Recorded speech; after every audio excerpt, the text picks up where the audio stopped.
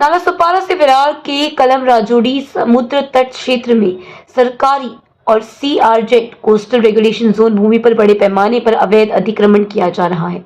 इस क्षेत्र में बिना अनुमति होटल, कैफे और रूम व्यवसाय खुलेआम संचालित हो रहे हैं।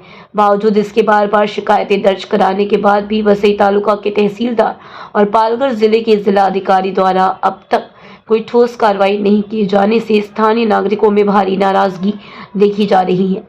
समुद्र तट की खुली जमीनों पर धीरे धीरे कब्जा किया जा रहा है, जिससे नियमों के विरुद्ध निर्माण बढ़ता जा रहा है। इससे पर्यावरण को गंभीर खतरा पैदा हो गया है।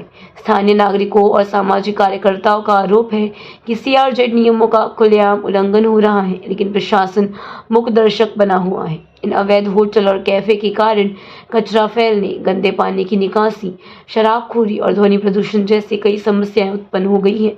साथ ही स्थानीय निवासियों और पर्यटकों की सुरक्षा भी खतरे में पड़ गई है। कुछ स्थानों पर देर रात तक असामाजिक गतिविधियां चलने की शिकायतें भी सामने आई हैं। प्रशासन की अनदेखी से आक्रोशित नागरिकों ने अब सख्त कार्रवाई की मांग तेज हो गई है। उन्होंने अवैध अतिक्रमण तत्काल हटाने, दोषियों के खिलाफ आपराधिक मामले दर्ज करने और समुद्र तट संरक्षण के लिए विशेष अभियान चलाने की मांग की है। Bureau report, VRS news. Madam, कलम ग्रामपंचायतमध्ये रस्त्याची दुरवस्था सुरू आहे आणि नागरिक आणि पर्यटकांमध्ये नाराजी व्यक्त केली जात आहे. काय सांगाल, कशा पद्धतीने आपलं काम सुरू आहे? नाही, आता आपली रस्त्याची कामं सगळी चालू झालेत. बीच रोडचं पण काम चालू झालंय, तिकडे संरक्षण भिंतीचं काम पूर्ण पण झालंय. आता लवकरच रस्त्याचं पण काम पूर्ण होईल. आणि आता जलजीवन मिशन मधून जे आपण पाईप टाकण्यासाठी जे खोदलेलं होतं ना, तिकडे पण आता डांबर टाकण्याचं काम चालू आहे. तर रस्त्याची कामं आता व्यवस्थित होतात. तसेच केडी रोडला आपल्या पर्यायी रस्ता म्हणून आपण समुद्रावरून येण्यासाठी जे पर्यटकांना पर्यायी रस्ता जो तो पण आता चालू होत आहे.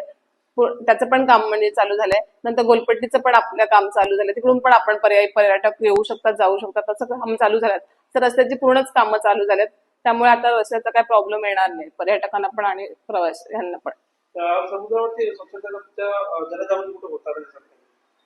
नाही, रस्त्यावर आपल्या समुद्रावरती नेहमीच आम्ही क्लिनिंग करत असतो. बीच क्लिनिंग चालूच असते आणि आपली घंटा गाडी पण तिकडे फिरत असते. जागोजागी आपण डस्टबिन पण ठेवले असते. पण समुद्राच्या पाण्याचं कसं भरती ओटे आली की कचरा तो येतोच. त्यामुळे आपण त्याचं नियोजन असं वेगळ्या टाईपचं करू शकत नाही. पर्यटकांना काय आव्हान? पर्यटकांना एकच विनंती की तुमच्यासाठी आता रस्ते पण चांगले बनत आहेत, तर तुम्ही पण स्वतः आले समुद्रावरती तर कचऱ्याचा म्हणजे व्यवस्थित तुम्ही विल्हेवाट लावा. डस्टबिन मध्ये कचरा टाकत जा. त्यामुळे पण समुद्र स्वच्छ राहील असं.